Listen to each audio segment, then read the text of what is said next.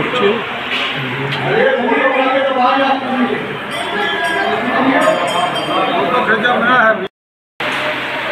এই যে চেনটা এখনো খুলে গেছে, পরিষ্কার দেখেছে। আহিরিটোলা চক্র রেল স্টেশন এবং আহিরিটোলা ফেরিঘাট এবং অটো স্ট্যান্ড, যেটা দিয়েই আসুন না কেন ম্যাক্সিমাম 1 থেকে 5 মিনিটের মধ্যে আপনি এই মন্দিরে পৌঁছে যেতে পারবেন। এতটাই শর্টকাটের রাস্তা। পাশেই রয়েছে একটা সুন্দর রাধাকৃষ্ণের মন্দির। মাঝেরহাট স্টেশনের 5 নম্বর প্ল্যাটফর্ম থেকে ট্রেন ছেড়ে দিল।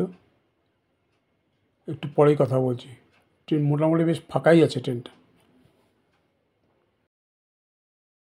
ট্রেনে যেতে যেতে বাইরে দিয়ে অনেক সুন্দর সুন্দর জিনিস দেখা যাচ্ছে। যেমন এই খিদিরপুরে এই যে বাইরে যে সাদা মন্দিরের মতন দেখা যাচ্ছে, এটা হচ্ছে কলকাতায় পুরীর মন্দির যেটা বোঝায়, সেইখানে রয়েছে। এটা খিদিরপুর স্টেশনে নেমে এখানে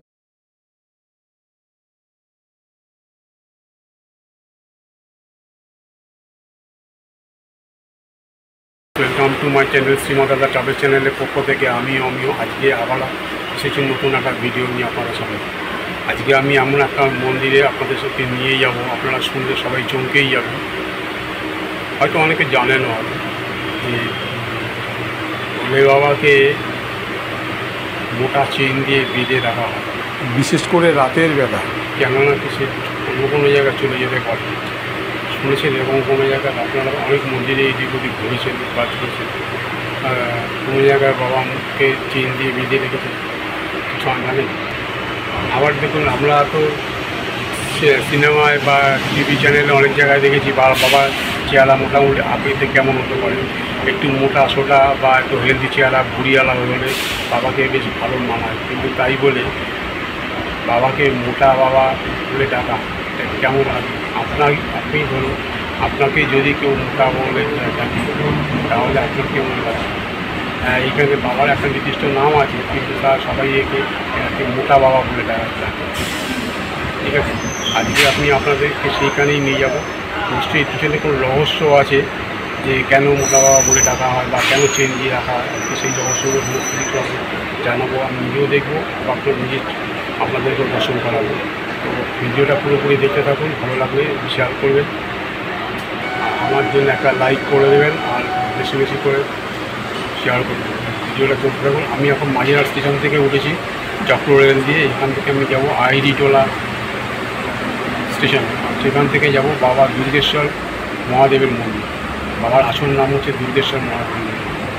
ঠিক আছে, এইটা আমরাই মাঝেরহাট দিয়ে এসেছি, কিন্তু দমদম দিয়েও আসা যায় চক্র রেল থেকে। দমদম দিয়ে যারা আসবেন ওখান থেকে কলকাতাগামী যে কোনো চক্র রেলে উঠে আপনি চলে আসতে পারবেন শোভাবাজার আহিরিটোলা রাস্তা।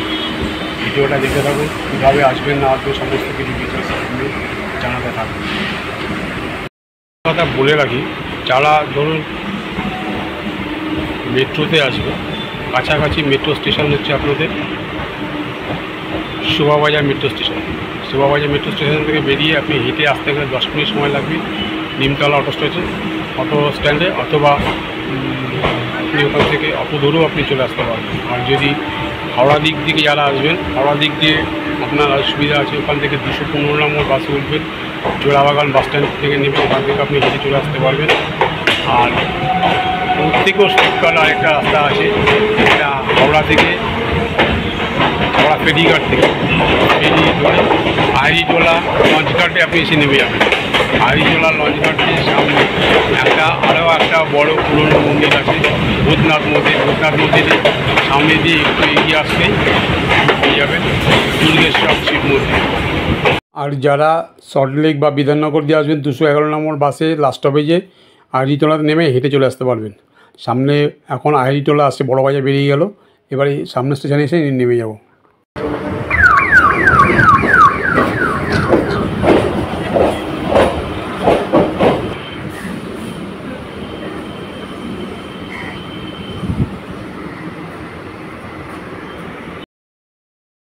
এখন আমি চলে এসেছি শোভাবাজার আহিরিটোলা স্টেশন। এবার নেমে যাব। দিক দিয়ে আসলো, সামনের দিক দিয়ে এসে এই আড়িটোলা বাস স্ট্যান্ড দিয়ে সোজা দিকে চলে গেল কলকাতা স্টেশনটা, ওই দিকে দমদমের ওই দিকে। ঠিক আছে, আমি যাবো এবার এই দিকে, ব্যাকের দিকে, স্টেশন থেকে নেমে ব্যাকের দিকে আসবো। ব্যাকের দিকে সোজা একটুখানি এগোলেই ওই দেখুন একটা গাড়ি যাচ্ছে, দেখা যাচ্ছে। ওইখান দিয়ে লেভেল ক্রসিং চেঞ্জ করে বাদিকে ঘুরে যাব। এই হচ্ছে আইডিটোলা ফেরিঘাট, এইখান থেকে নৌকা পালন যেতে।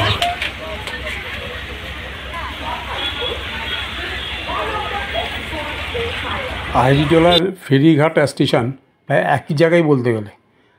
আর ওখান থেকে লেভেল ক্রসিং দিয়ে রেল লাইন টপকে ডান দিকে টার্নিং নিয়ে একটুখানি এগোতে হবে। ওই যে অটোটা যাচ্ছে ওটা আইডিটোলা ফেরিঘাট থেকেই যাচ্ছে। আর এই সামনে আরেকটা অটো স্ট্যান্ড আছে, ওটা হচ্ছে নিমতলা অটো স্ট্যান্ড। এইটা হলো নিমতলা অটো স্ট্যান্ড। আর এই সামনে এই যে মাঙ্গলিক কমিউনিটি হল দেখা যাচ্ছে, এই দুই দিক দিয়ে দুটো রাস্তা চলে গেছে। ঠিক আছে, এই বাঁদিকে রাস্তাটা দিয়ে সোজা তাকালেও একটা পিঙ্ক কালারের দেখা যাচ্ছে এই যে অটো স্ট্যান্ড দেখুন। এইখান থেকে অটো ধরে আপনি শোভাবাজারের দিকে যেতে পারবেন বা জোড়াবাগানের দিকেও যাওয়া যাবে। যাই হোক, আর এই যে ভূতনাথ বাবার মন্দিরের দিকে যাওয়ার রাস্তা হচ্ছে এইটা। আমরা যাব ওই মাঙ্গলিক কোনো বিল্ডিংয়ের বাঁদিক দিয়ে রাস্তাটা টার্নিং নেব। বাঁদিকে একটু টার্নিং নিলেই এই যখন দেয়ালের দিকে মধ্যে বোর্ড দেওয়াই আছে,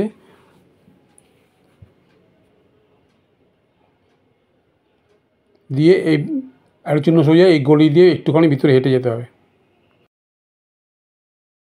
এই গলিটার নাম হচ্ছে মোহাম্মদ রামজান লেন। একটু এগোতেই সামনে দেখা গেল ছোট্ট একটা মন্দির আছে, পাতালেশ্বর মহাদেবের মন্দির। মানে মাটি থেকে বেশ কিছুটা নিচে রয়েছে, শিবলিঙ্গ অবস্থান করছে। পুজোর সমস্ত রকম ডালি এখানেও পাওয়া যাচ্ছে।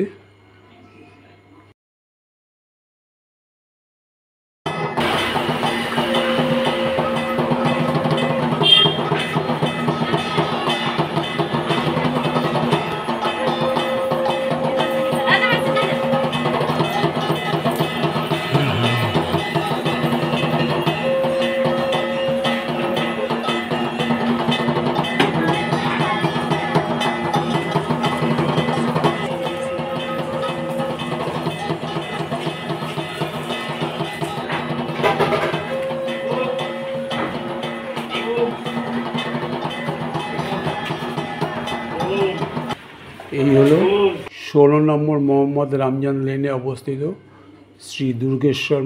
চারিদিকে বটের ঝুড়িগুলো দেখে মনে হচ্ছে কেউ যেন মন্দিরটাকে ঘিরে রেখেছে।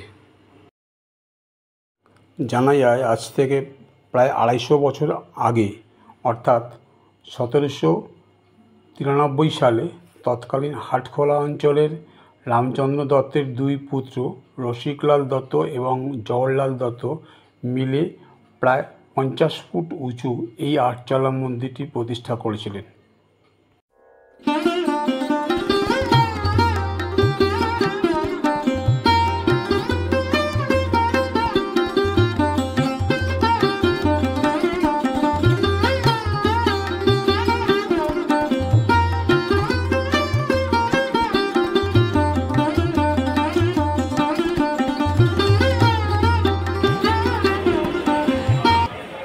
এই শিব মন্দিরের পাশেই রয়েছে আরেকটা বড় মন্দির, যেখানে রাধাকৃষ্ণ শ্বেত পাথরের তৈরি মূর্তি। খুব সুন্দর লাগছে এখানে রাধাকৃষ্ণ মন্দিরটা, অপূর্ব দর্শন।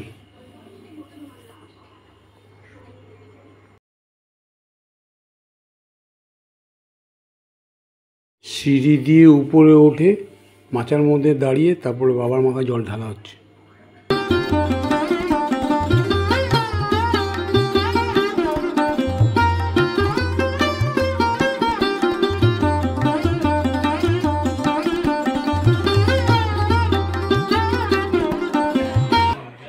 মন্দিরটা আয়তনের তুলনায় উচ্চতায় অনেক বেশি, যার জন্য ক্যামেরাও ঠিকমতো আসছে না। আর প্যাসেজ ছোট বলে যে পিছিয়ে যাব সেই পজিশনও নেই।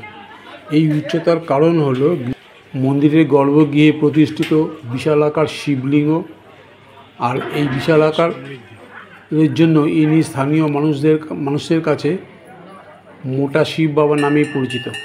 আসলে ইনি হলেন স্বয়ং দুর্গেশ্বর মহাদেব। আর এই মন্দিরের মাথায় একটা বটগাছ আছে, যা ছাতার মতন করে মন্দিরটাকে আগলে রেখেছে।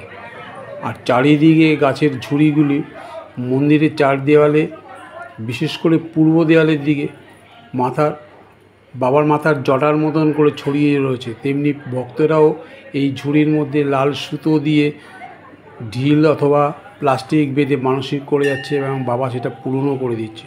এখানে একটা মাঝারি সাইজের কালো নন্দী মহারাজ বসে আছেন চুপচাপ। পাশে একটা নীল ড্রাম রাখা হয়েছে ডাস্টবিন হিসাবে ব্যবহার করার জন্য, যাতে করে মন্দিরের পরিচ্ছন্নতা বজায় থাকে। আহা, কী অপূর্ব দৃশ্য! ভক্তরা কেউ জল ঢেলে নিচে নামছে সিঁড়ি দিয়ে, বা কেউ জল ঢালছেন উপরে, আবার আরেকজন চরণামৃত সংগ্রহ করছেন প্লাস্টিকের প্যাকেটের মধ্যে। কী অপূর্ব দৃশ্য! ভেতরে মোবাইল ক্যামেরা অ্যালাউ নেই, তবু যতটা পারছি লুকিয়ে লুকিয়ে চেষ্টা করছি দর্শন করানোর জন্য।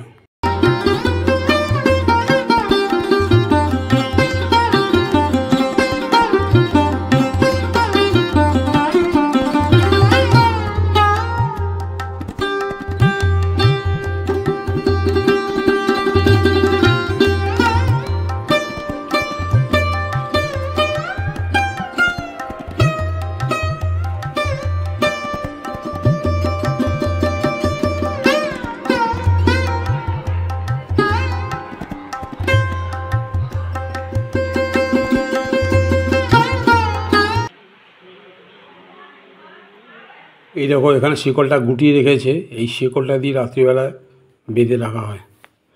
আর এখন সামনে এটা তামার তৈরি সাপ, যেটাকে বাবার শিবলিঙ্গের পিছনে যেটা থাকে, খুলে রেখেছে এখন পরিষ্কার করার জন্য। বাবার ত্রিশূলটা দেখো কত বড়। আর পাশের এই ফলকটার মধ্যে মন্দিরের ইতিহাস সমস্ত কিছু লেখা রয়েছে হিন্দিতে, এই ফলকটার মধ্যে।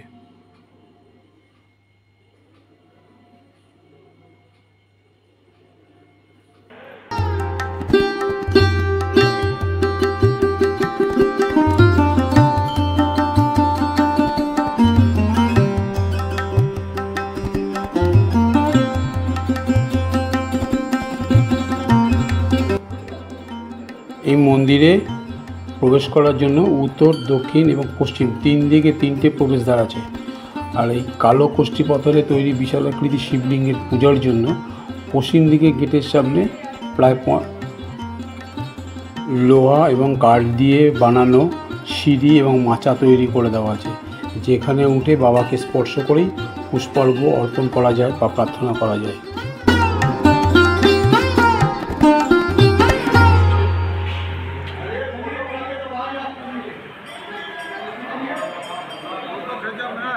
প্রতিদিন সকাল 5টা থেকে 6:30 পর্যন্ত, তারপরে আবার 6:30 থেকে দুপুর 12:30 পর্যন্ত খোলা থাকে ভক্তদের জন্য। আবার বিকেলবেলা 4টে থেকে 8:30 পর্যন্ত খোলা থাকে। আর আরতি সকালে 6টায় এবং রাত্রি 8টার সময় হয়।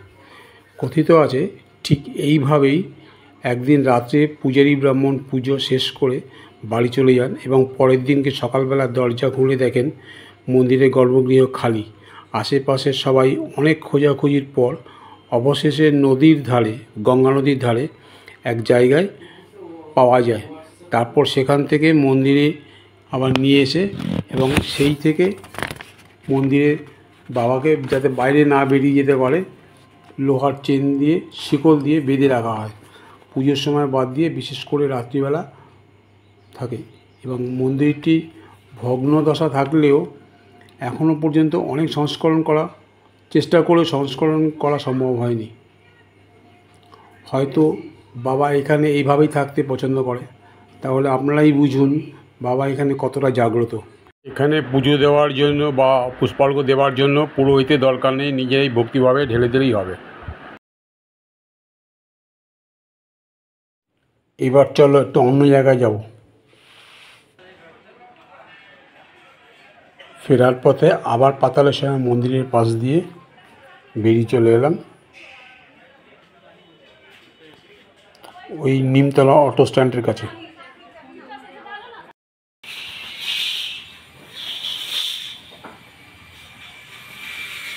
এই ভূতনাথ মন্দিরের দিকে যাওয়ার রাস্তাটা দিয়ে এই কালী মন্দিরের পাশ দিয়ে এসে রেল লাইন টপকে উল্টো দিকে চলে এলাম।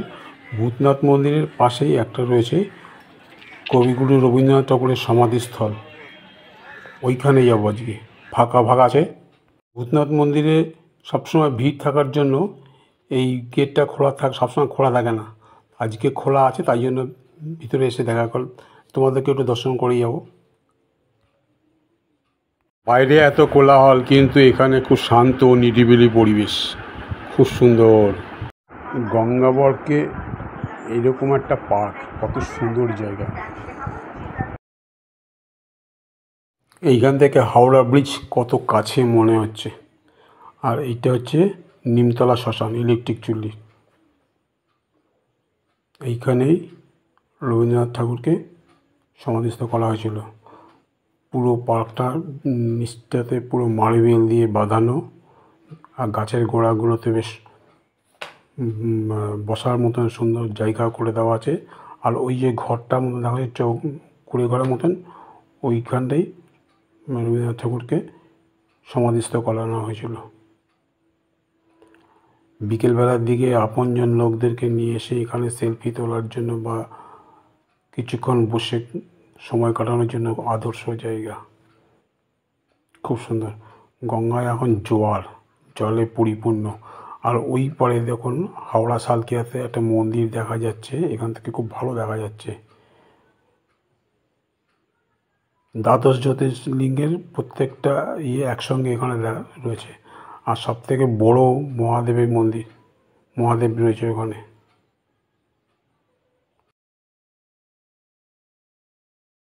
আর এই পাশটা হচ্ছে আইডিটোলার ফেরিঘাট, ওইটা ওই যে লঞ্চগুলো আসছে, দুটো লঞ্চ আছে এখান থেকে, একটা যাচ্ছে ওই পারে বাদাঘাট, আর একটা যাচ্ছে ওখান থেকে হাওড়া ফেরিঘাট। এখান থেকে হাওড়া দিয়ে আসলে এই রাস্তাতে খুব শর্টকাট রাস্তা, টাইমও অনেক কম লাগে। যাই হোক, আজকের ভিডিওটা আপাতত এই পর্যন্তই রইল। আপনারা কিভাবে এখানে আসবেন, কিভাবে পুজো দেবেন বা সমাধিস্থলে কীভাবে ঘুরবেন, সমস্ত বৃত্তান্ত আমি দেখানোর চেষ্টা করলাম। যদি ভালো লাগে সাবস্ক্রাইব করবেন এবং বেশি বেশি করে শেয়ার করবেন। আপাতত এখন এখানেই রাখছি। ভূতনাথ মন্দিরের ভিডিও নিয়ে খুব তাড়াতাড়ি আসছি, অপেক্ষায় থাকুন।